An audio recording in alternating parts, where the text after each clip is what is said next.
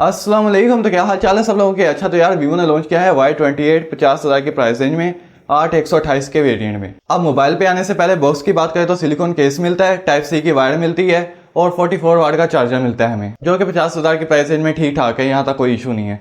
अब बात करें इसके डिज़ाइन की तो दो कलर वेरिएंट में आता है, एक थोड़ा पिंक टाइप है और एक है ग्रीन टाइप। और अगर इसके बैक की बात कर लें तो बैक में कुछ लोग कह रहे हैं कि ग्लास टाइप बैक है, कुछ कह रहे हैं कि प्लास्टिक है। अब ज़्यादातर देखा जाए तो मान सकते हैं हम कि ग्लास टाइप बैक मिल रही है इसके अंदर, और जो फ्रेम्स वगैरह है ना वो प्लास्टिक के हैं और साइड फिंगरप्रिंट मिल रहा है इसमें। अब आप लोग ये सोचेंगे यार 50,000 की प्राइस रेंज है और साइड फिंगरप्रिंट क्यों मिल रहा है इसमें, तो वहाँ पे भी आते हैं। पहले थोड़े और स्पेक्स देख लेते हैं इसके।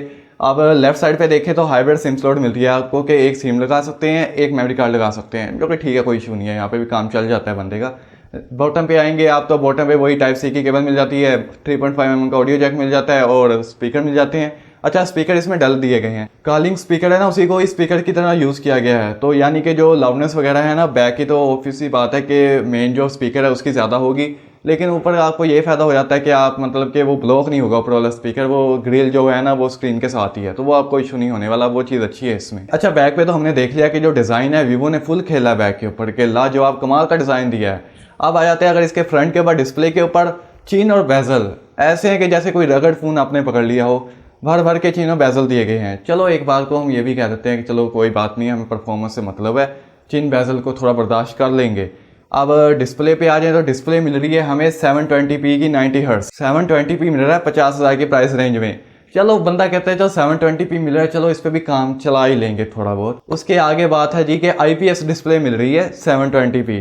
अब 50,000 की प्राइस रेंज में वही बात है कि अब जो टैक्सेशन वगैरह जो इतने इंक्रीज हुए हैं, मानते हैं कि कंपनीज कहती हैं कि भाई टैक्सेशन इंक्रीज हो गया, हमारा कोई इतना मसला नहीं है, टैक्स ही पीछे से बढ़ गए हैं, तो यार ठीक है टैक्स बढ़ गए हैं, लेकिन 50,000 की प्राइस रेंज में भी तुम IPS दे रहे हो, वो भी 720p। क्या कह सकते हैं वीवो वालों को, यार थोड़ा सा तो सोचो इस बारे में। इतने भी नहीं टैक्स बढ़े कि अब तुम 720p पे आ जाओ, वो भी IPS पे आ जाओ, थोड़ा सा देखना चाहिए इस मामले में। खैर जो क्वालिटी वगैरह डिस्प्ले की 720p वो तो रहेगी, IPS जो है ना IPS के हिसाब से क्वालिटी गुड है, अच्छी है, IPS ठीक क्वालिटी की लगाई गई है।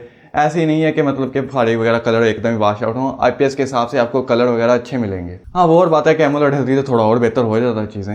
परफॉर्मेंस की बात करें तो MediaTek का G85 लगाया गया है। अब इसके AnTuTu स्कोर की बात कर लें तो कुछ लोगों के पास ये आ रहा है 2,23,25,000 के आसपास और कुछ लोगों को मिल रहा है 2,70,75,000 के आसपास। तो यानी कि वो इन्वायरमेंट टू इन्वायरमेंट का फैक्टर आ रहा है यहाँ पे कि अगर आप किसी एरिया में रहते हैं जहाँ गर्मी ज़्यादा है तो वहाँ पे थोड़ी परफॉर्मेंस की और कम हो जाएगी।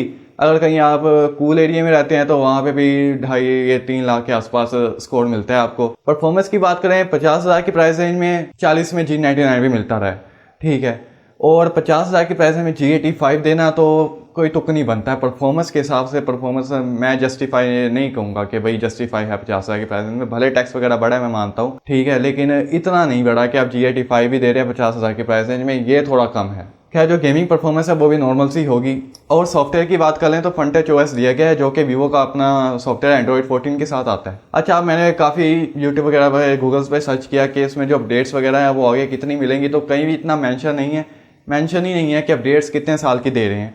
तो ये अब अल्लाह तवक्कल ही है, आपकी अपडेट आ गई तो आ गई, ना आई तो ना आई, क्योंकि क्लियरली कहीं मेंशन नहीं किया कंपनी ने कि कितने साल की अपडेट्स इसे मिलेंगी एंड्रॉयड की। और बाकी सॉफ्टवेयर की बात करें तो सॉफ्टवेयर तो ठीक ठाक है, लेकिन जो स्मूथनेस वगैरह ना डिस्प्ले में, जो मैंने आपको बताया कि 90 हर्ट्ज की डिस्प्ले है, अब उसका ये सीन है कि वो ऑटो स्विच पे है 90 हर्ट्ज, यानी कि आप मैनुअली 90 हर्ट्ज पर क्लिक करके नहीं रख सकते, वो ऑटो स्विच है, वो जब उसका दिल करेगा वो 90 हर्ट्ज पे जाएगा, नहीं तो वो 60 पे ही रहेगा। तो जो स्मूथनेस वगैरह ना वो इतनी खास नहीं आपको मिलने वाली है, ओके ही है, बुरी नहीं है, ओके है। 50,000 की प्राइस रेंज पर देखी जाए तो थोड़ी कम है, ये तो मानते हैं। अच्छा अब कैमरास की बात करें तो बैक में मिलता है आपको 50 मेगापिक्सल और फ्रंट में मिलता है आपको 8 मेगापिक्सल का कैमरा। फ्रंट का कैमरे में आपको फेस ID दी गई है, जो कि क्लिक वगैरह करें देखे तो फेस ID जो है ना अच्छा फास्ट रिस्पॉन्स है उसका, जैसे कि फिंगरप्रिंट है उसका भी रिस्पॉन्स जो है ना ऑन ऑफ का फिंगरप्रिंट का रिस्पॉन्स अच्छा है, आपको कोई इतना डिले नहीं मिलता। लेकिन जहां बात करें अब कैमरास की क्वालिटी की, पिक्चर्स की क्वालिटी की, वीडियो की क्वालिटी की, तो देखो स्टेबलाइजेशन तो बिल्कुल नहीं मिल रही है 50,000 की प्राइस रेंज में, ठीक है।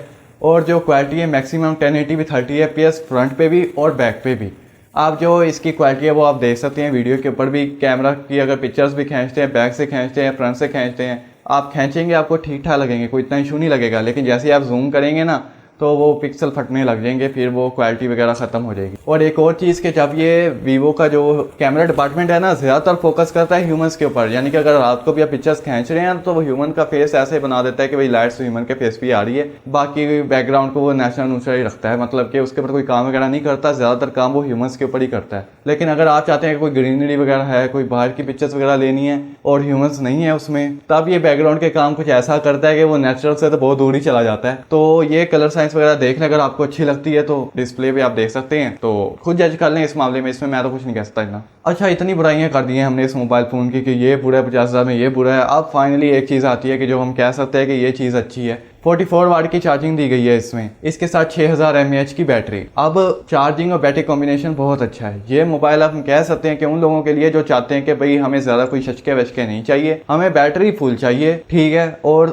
चार्जिंग भी उसके साथ अच्छी होनी चाहिए, बस हमने कॉलिंग वगैरह करनी है और हल्की फुल्की वीडियोस देखनी है, उन लोगों के लिए ये मोबाइल बहुत अच्छा है। लेकिन 50,000 की प्राइस रेंज में मैं फिर कहूँगा कि और भी मोबाइल आते हैं, Realme C63 को देख लें, 35-40 हज़ार की प्राइस रेंज में वो आ रहा है, वो देख लें अगर आपने लेना ही है तो। वो इतना पुराना नहीं हुआ वो वाला, और भी बहुत से आ रहे हैं, इन्फिनिक्स के आ रहे हैं और टेक्नो के आ रहे हैं। एक बार उन लोगों को भी देख लें, उन चीज़ों को भी चेक कर लें, बजाय इसके कि 50,000 आप वीवो पे लगा दें, क्योंकि सारी सी बात है ओवर प्राइस है। लेकिन अब हमें ये भी मानना पड़ेगा कि जो आगे मोबाइल्स आने वाले हैं ना, वो भी ओवर प्राइस ही होने वाले हैं, क्योंकि जो मार्केट है, जो हमारा माइंड था ना कि ये ओवर प्राइस की जो वैल्यू है यहाँ तक होगी, अब वो टैक्सेशन लगने के बाद ना अब वो सीन चेंज हो गया है। तो अब जो मोबाइल्स आने वाले हैं ना, 1-2 महीने तो हमारे दिमाग को समझ नहीं आने वाले, उसके बाद जाके फिर हम भी मानेंगे ठीक है चलो यार अब इतना ही आ रहे हैं सारे, तो इसको देखने लग जाते हैं। बाकी खैर, आपको कैसा लगा रिव्यू लाजमी बताइएगा, और खैर मिलते हैं नेक्स्ट वीडियो में, तब तक के लिए खुदा हाफिज।